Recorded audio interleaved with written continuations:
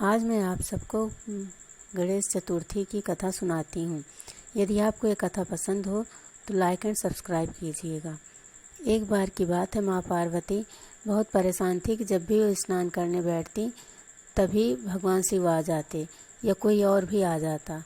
तो परेशान होकर वो एक दिन स्नान कर ही रही थी कि उनके शरीर से मैल बहुत ज़्यादा निकल रही थी। मैल निकलते निकलते इतनी सारी इकट्ठा हो गई कि वो सोच नहीं पाई कि इसको कैसे हटाऊं। तो वो क्या कि उस मैल को इकट्ठा करके एक पुतला बनाई और पुतले में जान फूंक दी। उसके बाद उन्हें एक मुग्दल देकर दरवाजे के पास बैठा दिया और बोली, आज से तुम मेरे पुत्र हो और तुम यहाँ बैठकर पहरा दो, जब तक मैं स्नान करूँगी किसी को भी अंदर मत आने देना। तो बोला ठीक है।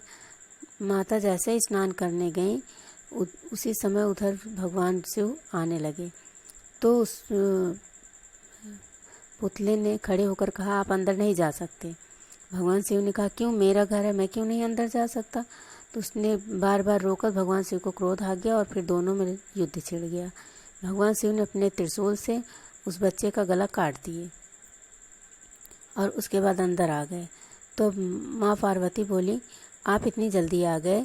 तो बहुत क्रोध में थे, इसलिए माता को लगा कि आज लगता भोजन में देर हो गई, इस वजह से इतनी क्रोध में आया। और माँ पार्वती ने जल्दी जल्दी 2 थालियों में भोजन निकाला और बोली, महाराज आइए भोजन करिए। तो भगवान शिव ने कहा, ये 2 थाली किसके लिए है। तो माँ पार्वती बोली, ये पुत्र गणेश के लिए है और एक आपके लिए है। तो भगवान शिव बोले, कहाँ है गणेश। तो बोली, बाहर उन्हें पहरा देने के लिए बैठा कर आई थी। और फिर आवाज़ लगाने लगी, पुत्र गणेश आओ भोजन कर लो। इस बात पर शिव को बात समझते देर न लगी कि वह पुतला ही इनका पुत्र था, जिसे मैंने अभी अभी गला काट कर अलग कर दिया। फिर भगवान शिव तुरंत अपने गणों को आदेश देते हैं कि जाओ जंगल में या धरती पर कहीं भी कोई भी इंसान का बच्चा या जानवर का बच्चा ऐसा हो कि जो अपनी माँ के पीठ की तरफ लेटा हो और उसकी माँ देख ना रही हो, सो रही हो।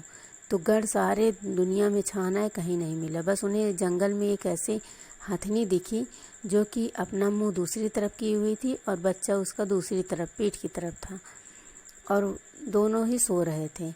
तो वो गण आकर भगवान शिव से बोले कि ऐसी ही बात है, इंसान का तो बच्चा नहीं मिला पर एक हाथी का बच्चा दिख रहा है। तो भगवान शिव ने कहा, उसे ही लेकर आओ।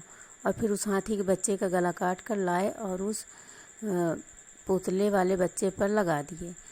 लगाने से वह हाथी के धड़ वाला बच्चा बन गया, जिसे भगवान शिव ने पार्वती के सामने पेश किया और बोला कि ऐसी ऐसी बात हो गई जिसकी वजह से मैंने इसका धड़ अलग कर दिया, पर अब तुम क्रोधित मत होना, मैंने इसका सर ठीक कर दिया है। यह देखते ही पार्वती को क्रोध भी आया पर खुश भी हुई। बोली, मेरा पुत्र तो जीवित हो गया और अब से जो है मुझे कोई क्रोध नहीं आएगा।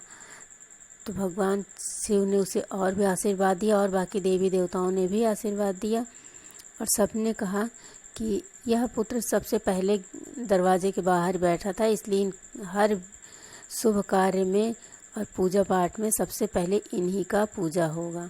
बिना गणेश की पूजा किए कोई भी कार्य संपन्न नहीं होगा।